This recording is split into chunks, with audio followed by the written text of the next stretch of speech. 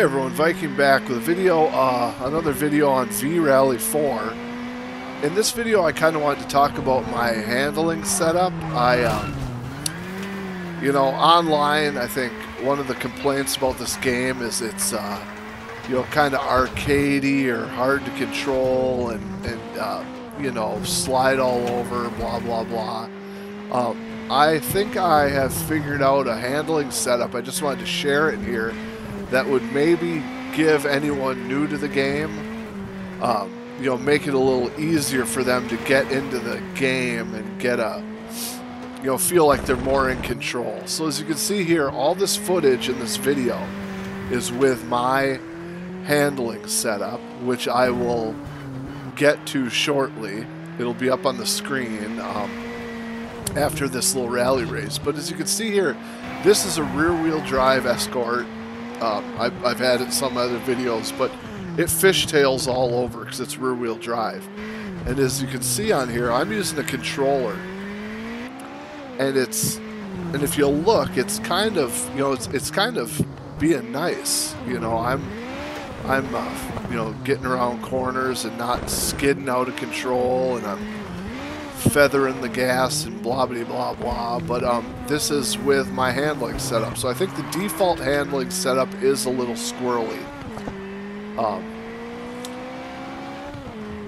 but it's a lot more manageable with this. And I'm sure that as I continue to play, I might tweak it. I haven't got into any of the individual car setups, so you can tweak the spring height and I think the camber and blah blah blah like most games, but I haven't touched that. I've gone with presets. They have presets for tarmac, gravel, and snow. But I'll probably get into that as I feel more comfortable. So this is kind of just a general. We're going to change the steering linearity or the saturation and the dead zones in the controls themselves is what I've done, and it's worked out fairly well, I think. So I just wanted to share it. I'm having a blast. I do think this game is I think this game is good. It's not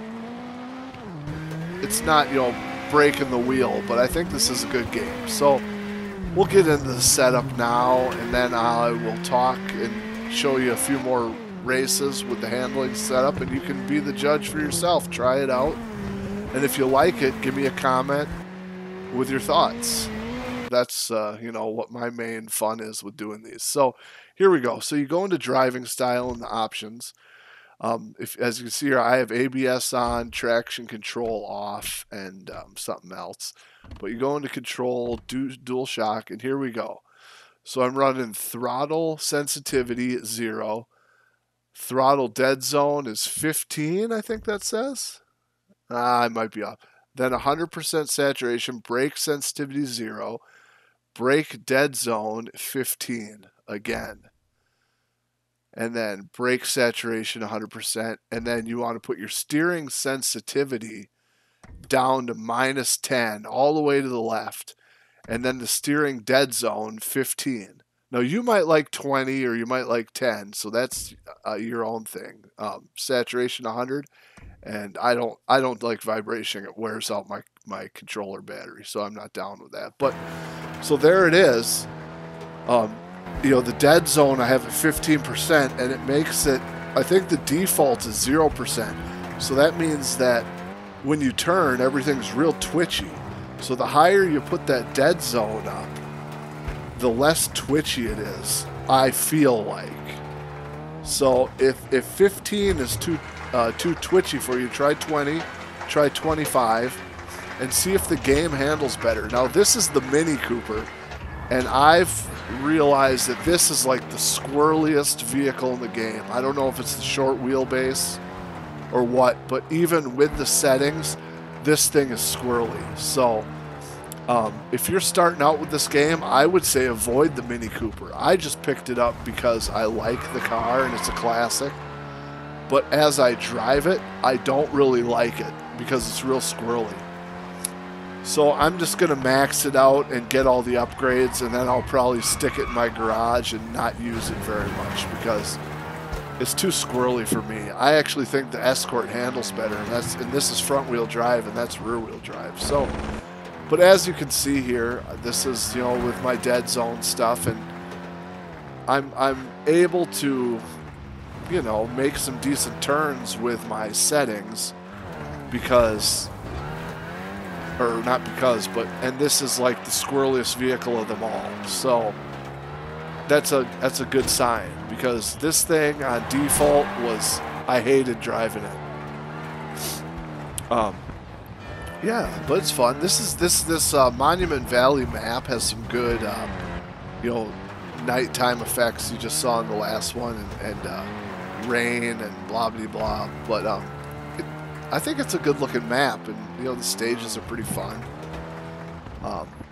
That's one thing I like about V-Rally is, you know, the tracks are a little wider, and I kind of appreciate that, because when you're kind of have this arcade, simcade, whatever they're going for, it's kind of nice to have a little more room, because you're not banging on the walls. I was playing some WRC the other day, which will be coming down the pipeline for content, and those tracks are so tight, it's ridiculous, but it's fun.